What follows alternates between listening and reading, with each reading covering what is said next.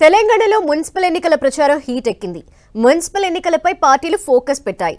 Majority మున్సిపాలిటీలను గెలవటమే లక్ష్యంగా కాంగ్రెస్ ప్రచారంలో దూసుకువెళ్తోంది. ఇక పట్టు నిలుపుకునేందుకు బీఆర్ఎస్ ప్రయత్నిస్తోంది. మరోవైపు ఈ ఎన్నికల్లో బీజేపీ తమ అదృష్టాన్ని పరీక్షించుకుంటోంది. మున్సిపల్ ఎన్నికల నేపథ్యంలో సీఎం రేవంత్ సుడిగాలి పర్యటనలు చేస్తున్నారు. రోజుకో జిల్లాలో పర్యటిస్తూ ప్రచారాన్ని ఉధృతం చేస్తున్నారు. బీజేపీ అయితే ఏకంగా జాతీయ అధ్యక్షుడిని రంగంలోకి దింపింది. మున్సిపల్ ఎన్నికల్ని ప్రతిష్టాత్మకంగా తీసుకున్న బీఆర్ఎస్ వార్డులో ప్రచారం చేస్తూ హీట్ పెంచుతోంది.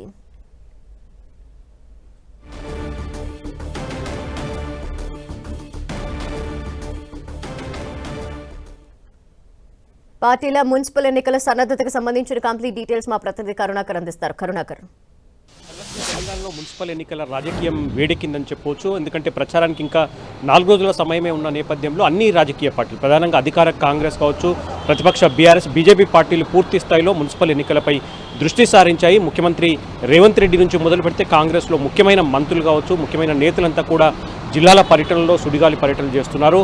ప్రధానంగా ముఖ్యమంత్రి రేవంత్ రెడ్డి మున్సిపల్ ఎన్నికలను ప్రతిష్టాత్మకంగా తీసుకున్నారని చెప్పవచ్చు. ఎందుకంటే మొన్న జరిగిన పంచాయతీ ఎన్నికల్లో మెజార్టీ పంచాయతీలను గెలుచుకున్నాం. అదే స్థాయిలో ఈసారి మున్సిపల్ ఎన్నికల్లో కూడా పూర్తి స్థాయిలో అన్ని మున్సిపాలిటీల్లో కాంగ్రెస్ జెండా ఎగురుతుందని చెప్పి ముఖ్యమంత్రి ధీమా వ్యక్తం చేస్తున్నారు. ముఖ్యమంత్రి ఈ క్రమంలోనే అన్ని జిల్లాల్లో పర్యటిస్తూ అభివృద్ధి సంక్షేమ కార్యక్రమాలకు పూర్తి స్థాయిలో శంకుస్థాపనలు, ప్రారంభోత్సవాలు చేస్తున్న పరిస్థితిని మనం చూస్తున్నాం. ఇదే సమయంలో బీజేపీ బీఆర్ఎస్ను ముఖ్యమంత్రి రేవంత్ రెడ్డి కార్నర్ చేస్తున్నారు. మున్సిపల్ ఎన్నికల్లో వారికి ఓటేదని చెప్పి ఓటర్లను కోరుతూనే బీజేపీ బీఆర్ఎస్ పార్టీ ఒకటేనని చెప్తున్నారు. దాంతోపాటు బీజేపీకి ముఖ్యమంత్రి రేవంత్ రెడ్డి ఒక సవాల్ కూడా విసిరారు. ఈ మున్సిపల్ ఎన్నికల్లో ఒక్క స్థానాన్ని గెలిచి చూపించాలని చెప్పి బీజేపీకి సీఎం రేవంత్ రెడ్డి సవాల్ విసిరారు. ఏ మొహం పెట్టుకొని బీజేపీ జాతీయ అధ్యక్షుడిని మున్సిపల్ ఎన్నికల ప్రచారానికి తీసుకొచ్చారని చెప్పి కూడా రేవంత్ బీజేపీపై సీరియస్ అయిన పరిస్థితిని మనం చూస్తున్నాం.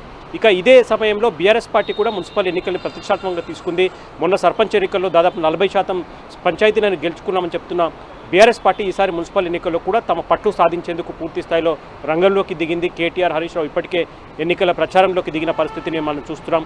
అయితే ప్రభుత్వాన్ని నిలదీస్తూనే బీఆర్ఎస్ పార్టీ ఈ 2 ఏళ్లలో ఇచ్చిన 6 గ్యారంటీలు కావచ్చు, ఇచ్చిన హామీలు కావచ్చు, ఒక్కదాన్ని కూడా అమలు చేయలేదు. కాబట్టి ఏ మొహం పెట్టుకొని ఓట్లు అడుగుతున్నారని చెప్పి కూడా బీఆర్ఎస్ పార్టీ అధికార కాంగ్రెస్ నిలదీస్తున్న పరిస్థితిని మనం చూస్తున్నాం. ఇక బీజేపీ కూడా తమ అదృష్టాన్ని పరీక్షించుకునే ప్రయత్నం చేస్తోంది. నేరుగా జాతీయ అధ్యక్షుడిని మున్సిపల్ ఎన్నికల ప్రచార రంగంలోకి దింపింది. సాధ్యమైనంత వరకు మన సర్పంచ్ ఎలక్షన్లో అడపదడప సర్పంచులు స్థానాలను గెలుచుకున్న బీజేపీ ఈసారి మున్సిపల్ ఎన్నికల్లోనైనా తమ అదృష్టాన్ని పరీక్షించుకునే పరిస్థితిని మనం చూస్తున్నాం. ధనలక్ష్మి, అయితే ఇటు బీజేపీకి సంబంధించి నితిన్ అభినే స్వయంగా వచ్చి ఇక్కడ ఎన్నికల ప్రచారానికి సంబంధించి కావచ్చు, బీజేపీకి సపోర్ట్గా ఉంటున్న నేపథ్యంలో మరి కాంగ్రెస్ తరపున జాతీయ అధ్యక్షులు ఎవరైనా వచ్చి ఇక్కడ ప్రచారం నిర్వహించే అవకాశాలు, అలాగే బీఆర్ఎస్కి కేసీఆర్ ఏమైనా ప్రచారం నిర్వహించే అవకాశాలు ఇటువంటివి ఏమైనా ఉన్నాయా? లేదు, బీజేపీ తరఫున ఇప్పటికే జాతీయ అధ్యక్షుడు వచ్చారు. ఇక ముఖ్యమైన నేతలు ఎవరు కూడా ఈ ప్రచారానికి వచ్చే అవకాశం కనిపించట్లేదు.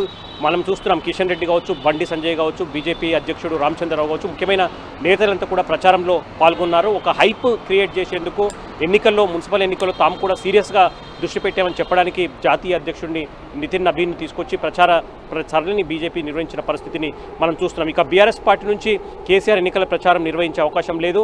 కేవలం మాజీ మంత్రి హరీష్ రావు కావచ్చు, బీఆర్ఎస్ వర్కింగ్ ప్రెసిడెంట్ కేటీఆర్ రంగంలోకి దిగారు. ఇద్దరు కూడా ఎప్పటికప్పుడు జిల్లాల వారీగా సమీక్షలు నిర్వహిస్తూ అటు ఇతర జిల్లాల్లో కూడా వాళ్ళు ఎక్కువ ఎన్నికల ప్రచారం నిర్వహిస్తున్న పరిస్థితిని మనం చూస్తున్నాం. ఇక అధికార కాంగ్రెస్ నుంచి ముఖ్యమంత్రి రేవంత్ రెడ్డి ఈ మున్సిపల్ ఎన్నికలను ప్రతిష్టాత్మకంగా తీసుకున్నారు. ఎందుకంటే 2 ఏళ్ల పాలన ముగిసింది కాబట్టి 2 ఏళ్ల పాలనకు సంబంధించి ప్రజలు ఎంత మేర కాంగ్రెస్ వైపు ఉన్నారన్నది తేలుతుంది. కాబట్టి ఖచ్చితంగా అన్ని మున్సిపాలిటీల్లో గెలిచి తీరాలన్న పట్టుదలతో ముఖ్యమంత్రి ఉన్నారు. కాబట్టి ఆయన సుడిగాలి పర్యటనలు చేస్తున్నారు. అన్ని జిల్లాల్లో ఆయన పర్యటించి పూర్తి స్థాయిలో దాదాపు 116 మున్సిపాలిటీలను గెలుచుకుంటామని ముఖ్యమంత్రి ధీమా వ్యక్తం చేస్తున్న పరిస్థితిని మనం చూస్తున్నాం. Dhanalakshmi, okay, thank you Karunakar.